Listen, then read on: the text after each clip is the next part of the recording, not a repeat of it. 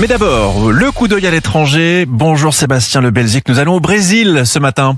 Bonjour Alexis, bonjour à tous. Notre coup d'œil à l'étranger ce matin, direction le Brésil. Le Brésil, nouveau paradis des millionnaires, puisque le pays a comptabilisé 9215 nouveaux millionnaires en dollars en 2025. On retrouve sur place notre correspondant Jean-Claude Gérès. Bonjour Jean-Claude.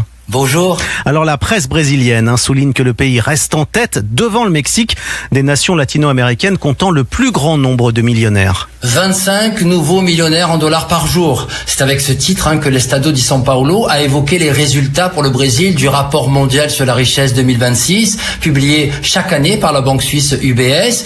Le quotidien national précise que le géant sud-américain compte aujourd'hui 386 000 personnes possédant un patrimoine supérieur à 1 million de dollars américains et 43 000 d'entre elles possèdent entre 5 et 100 millions de dollars. Alors certes, les nouveaux 9 215 millionnaires ne représentent qu'une augmentation de 2,4% par rapport à l'année précédente, mais ils contribuent à imposer aux yeux du monde le Brésil comme une puissance économique qui compte de plus en plus.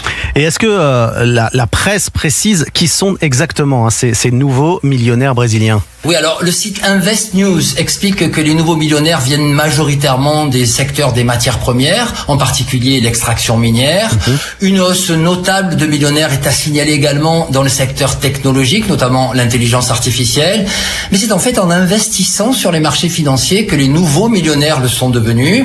De son côté, Times Brasil estime que c'est en réalité dans la gestion des fortunes que les choses changent. Les nouveaux millionnaires gèrent leur capital différemment. Ils diversifient leurs investissements, ils utilisent davantage les technologies et ils recherchent des services financiers personnalisés.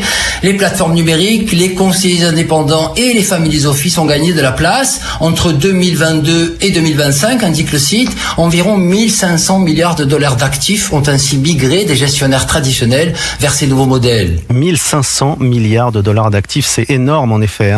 Alors il y a de plus en plus, on l'a compris, de millionnaires dans le pays et pourtant le Brésil reste l'un des pays, c'est important, l'un des pays les plus inégalitaires au monde. Oui, c'est d'ailleurs ce que rappelle CNN Brésil en soulignant que le pays occupe la 4e place du classement mondial de la concentration des richesses, à égalité avec l'Afrique du Sud et derrière les Émirats Arabes Unis et la Russie.